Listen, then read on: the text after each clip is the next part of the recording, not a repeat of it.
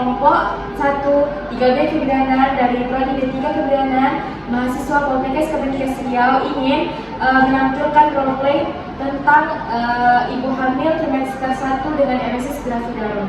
Selamat menyaksikan.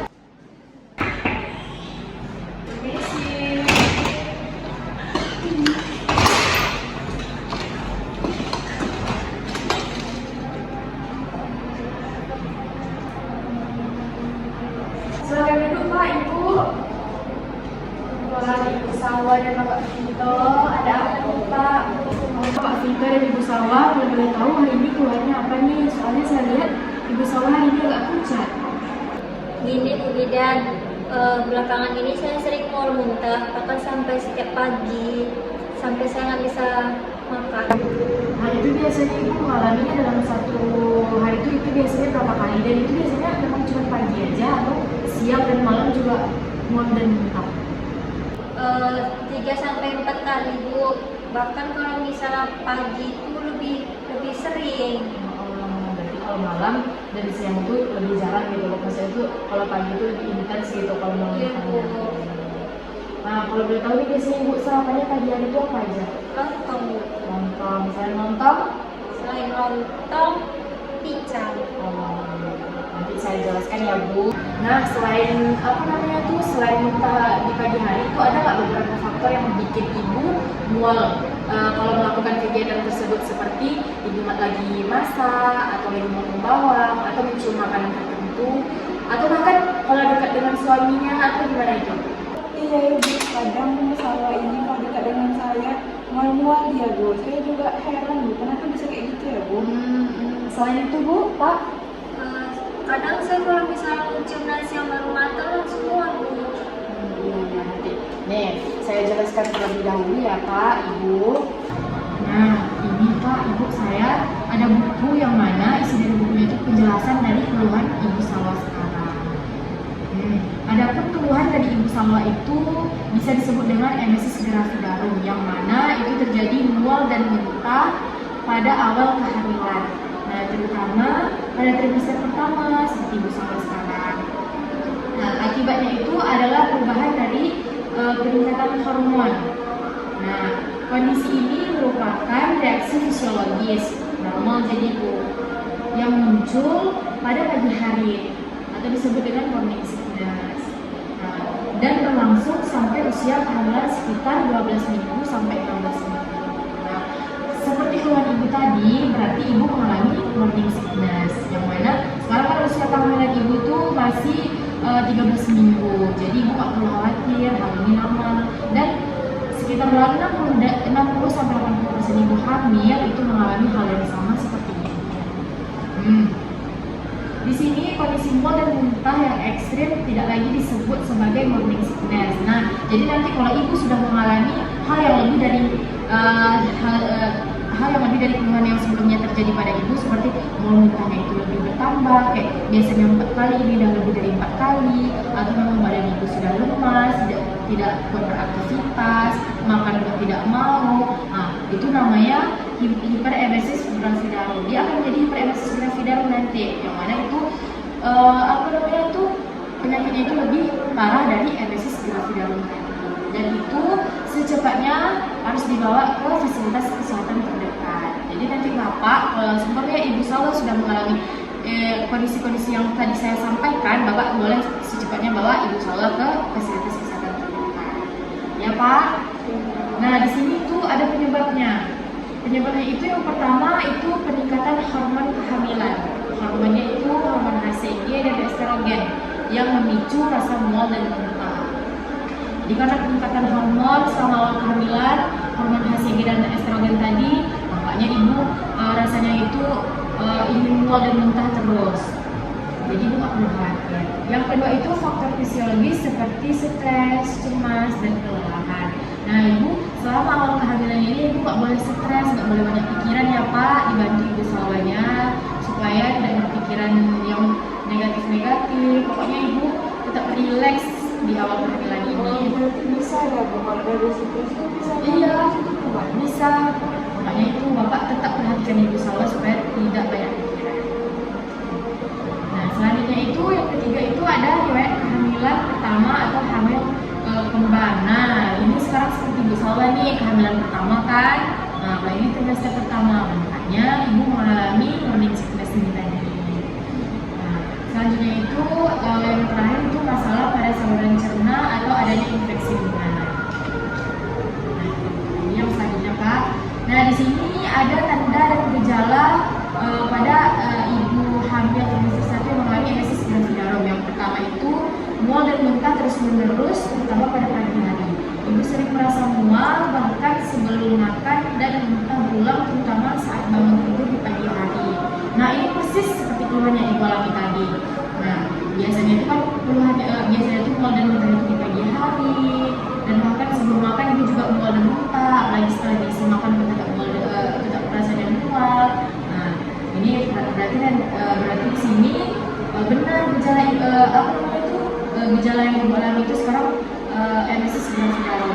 Selanjutnya itu nafsu makan ibu menurun, sulit makan karena merasa tidak enak di perut atau cepat mual setiap kali mencium aroma makanan. Nah, ini yang seperti keluhan ibu yang tadi yang ibu bilang penciuman saya kalau apalagi mencium nasi yang baru matang, apalagi di dekat suami, itu kan bermasalah. Nah, itu nih tanda gejalanya. Berarti itu termasuk emesis gravidarum. Nah, selanjutnya itu ada lemas, pusing, dan dehidrasi tubuh, terasa sangat lemah karena kurang cairan dan energi akibat sering muntah dan tidak bisa makanan dengan baik. Nah, ini juga termasuk keluhan ibu yang tadi. Nah, supaya tidak terjadinya hiperemesis gravidarum, kita jaga. Nah, jadi kita hindari apa yang membuat kita mual dan membuat kita sering muntah. Nah, selanjutnya itu kita ada penurunan berat badan karena asupan makanan dan minuman yang tidak cukup menutupi kebutuhan tubuh. Nah, selama ibu mual dan muntah ini ada berat badan ibu yang berkurang? Ada Bu. Nah, itu berapa kilo biasanya? Selama ibu mengalami mual dan muntah ini, apa ibu ada mengalami penurunan berat badan? Oh iya Bu, kemarin itu sebelum hamil berat badannya masih 45 Bu. Tapi kemarin waktu terakhir kali nimbang 43 ada berat badannya Bu. Iya. Waga. Nah, itu tadi terjadi karena asupan makanan dan minuman yang masuk ke dalam tubuh ibu Salwa itu tidak cukup untuk menutupi kebutuhan tubuhnya ibu. Makanya terjadi penurunan berat badan. Nah, oleh karena itu nanti dia itu biasanya tuh normal untuk ibu hamil. Nanti dia akan kembali lagi pada trimester kedua. Nanti di trimester kedua ibu Salwa makannya sudah baik. Biasanya tuh keluhan-keluhan yang seperti ibu alami hari ini atau sebelumnya itu tidak akan ibu alami lagi kebanyakan. Oh, berarti ini bisa baik bisa ya Bu. Bisa. Di sini ada tanda dan gejala yang terakhir, yaitu bau makanan tertentu dapat membuat mual penciuman ibu menjadi lebih sensitif. Aroma seperti biasanya tuh seperti minyak goreng, bawang, atau parfum yang bisa memicu rasa mual dan ingin muntah. Nah, ini seperti yang ibu tadi, yang kalau masak nasi itu tercium bau nasi mual, muntah, itu tanda gejala yang terakhir seperti itu. Nah, di sini saya akan menjelaskan klasifikasi derajat emesis gravidarum. Yang pertama itu dia ada 3 tingkatan. Yang tingkat pertama itu termasuk yang ringan. Itu gejalanya itu mual dan muntah 1-2 kali sehari, masih bisa makan. Nah, tingkat yang keduanya itu termasuk sedang. Adapun dia gejalanya itu yaitu pertama mual yang berulang, berat badan mulai turun, dan dehidrasi ringan. Nah, selanjutnya itu tingkat yang ketiga, tingkat yang terakhir itu termasuk berat. Nah, tanda dari derajat yang ketiga itu yang pertama tidak bisa makan dan minum, berat badan mulai turun lebih dari 5%, karena dehidrasi berat dan perlu perawatan di atas. Nah, dari keluhan ibu tadi, ibu termasuk pada tingkatan yang kedua, yang sedang. Muntahnya mulai berulang, berat badannya mulai menurun, dan dehidrasi ringan. Nah, Bu, biar bisa lanjut ke tingkat ketiga itu gimana? Nah, di sini supaya tidak lanjut ke tingkat yang ketiga atau sampai terjadi hiperemesis gravidarum, nah kita itu harus membantu ibu Salwa untuk memperbaiki pola makannya. supaya tidak naik ke tingkat 3 atau kondisi rematik dulu atau bahkan sampai ke hiperemesis gravidarum. Kita bantu ibu Salwa untuk memperbaiki pola makannya supaya ibu Salwa ada tenaga lagi dan pola makannya itu mulai berkurang. Di sini saya ada leaflet yang mana isinya itu tentang pola makan untuk ibu yang mengalami emesis gravidarum. Nah, yang pertama itu saya akan jelaskan bahan makanan yang dianjurkan untuk ibu dengan gejala emesis gravidarum.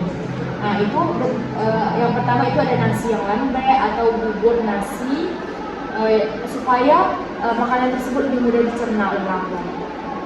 Selanjutnya itu ada roti tawar, biskuit atau crackers yang dapat membantu mengurangi rasa mual, terutama dimakan sebelum bangun tidur. Nah, nanti kalau memang ibu lapar, ibu boleh nyemil roti atau roti tawar atau biskuit supaya ibu tidak naik asam lambungnya. Jadi perut ibu tidak kosong. Selanjutnya itu ibu boleh mengkonsumsi kentang rebus, singkong atau ubi rebus sebagai sumber karbohidrat alternatif yang tidak terlalu beraroma tajam. Nah, nanti supaya kalau ibu memang sensitif sekali menciumnya, ibu boleh mengkonsumsi ini supaya ini termasuk makanan yang tidak memiliki aroma yang berat atau yang tajam. Jadi ibu bisa berkurang dengan. Nah, selanjutnya itu kita akan membahas pola makan untuk ibu yang mengalami emesis gravidarum. Yang pertama itu makan dalam porsi kecil tetapi sering, 5 sampai 6 kali sehari.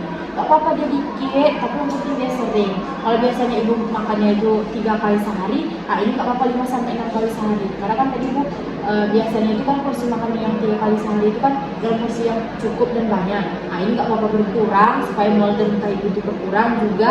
Jadi tapi dia sering. Bapak nanti bantu ya Pak atur porsi makan ibu supaya tetap tercukupi kebutuhan nutrisinya. Nah, selanjutnya itu hindari makan dalam keadaan perut kosong. Ibu nggak boleh tunggu kelaparan kali baru makan nasi, enggak. Nah, nanti pas sebenarnya udah ada makanlah gitu. Udah ada. Karena dia suka muntah-muntah itu kan, jadi dia nggak mau makan kan ibu. Usahakan tetap makan dulu walaupun sedikit. Malahan nanti kalau perut kita kosong itu yang memicu kita merasakan mual dan muntah. Benar ya. Gak apa-apa, gak harus makan berat, kayak buah-buahan pun gak apa-apa. Penting perutnya itu ada isi. Nah, selanjutnya itu makan cemilan ringan seperti biskuit kering sebelum mampir ini seperti yang saya jelaskan tadi. Selanjutnya itu jangan langsung berbaring setelah makan. Nah, ibu Salwa sering berbaring gak setelah makan? Nah, pokoknya jangan dihindari. Salwa sering gak makan abis itu langsung baring? Nah, itu salah satu termasuk faktor yang memicu terjadinya mual dan muntah. Kalau bisa setelah makan itu kita duduk dulu sekitar 30 menit atau 15 menit pun nggak apa-apa, biar nanti nasinya itu kurang kosong. Nah, selanjutnya itu ada hidrasi. Yang pertama itu pastikan minum air putih yang cukup untuk mencegah dehidrasi. Usahakan itu minimal 2 liter sehari. Bapak bantu ibu supaya tetap mencukupi kebutuhan mineralnya. Dan selanjutnya itu ada konsumsi makanan atau minuman yang mengandung zat vitamin B6. Nah, selain itu juga walaupun nggak harus mineral, tapi ibu juga tetap harus mengkonsumsi air yang dari susu, jus, nggak apa-apa, penting dia ada kandungan mineralnya, seratnya juga. Nah, di sini ada contoh menu makan sehari-hari untuk ibu yang mengalami gejala emesis gravidarum. Itu pada pagi hari itu ada menunya 2 keping biskuit tawar atau crackers dan segelas air hangat atau boleh air susu atau jus atau air jahe. Nah, untuk menu siangnya itu bisa ibu ganti kalau semuanya ibu susah makan nasi. Yang biasa ibu ganti dengan nasi tim atau kentang rebus, tahu kukus dan sayur bening, bayam ditambah wortel ataupun ikan kukus dan ayam tanpa kulit. Nah, selanjutnya untuk menu makan malam itu bisa ibu ganti dengan nasi lembek atau bubur kentang, sayur labu siam kukus tambah ikan kukus, ditambah air putih atau air jahe hangat. Dan selanjutnya itu bahan yang tidak dianjurkan untuk ibu yang mengalami gejala emesis gravidarum. Nah, nanti ibu boleh dibaca apa saja bahan-bahan makanan yang tidak dianjurkan supaya nanti ibu bisa menghindari terjadinya mual dan muntah lagi. Tadi saya sudah selesai menjelaskan, nih nanti boleh bapak dan ibu bawa pulang. Nanti sekalian boleh baca-baca. Kalau semuanya nanti Bapak ada lihat kondisi Ibu Salwa yang tidak memungkinkan atau bahkan memang parah kondisinya lebih parah daripada sebelumnya, itu Bapak boleh langsung bawa ke fasilitas kesehatan Bapak, Bu. Nah, ada lagi yang aku bisa saya bantu atau yang perlu Ibu tanyakan? Ada sih Bu, sejauh ini Bu. Ada pertanyaan lagi ya Bu? Bentar ya Bu, saya isi dulu buku KIA-nya.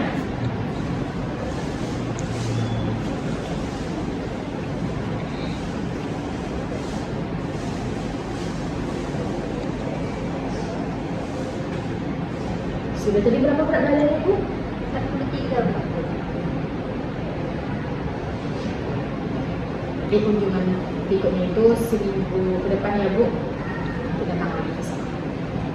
Terima kasih Bapak Ibu, semoga bermanfaat ya penjelasannya. Semoga cepat Ibu Salwanya cepat sembuh. Berapa Bu?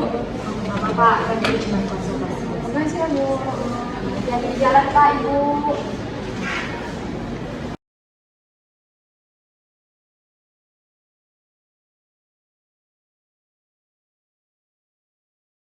Sekian video dari kami, lebih kurangnya kami mohon maaf. Wassalamualaikum warahmatullahi wabarakatuh.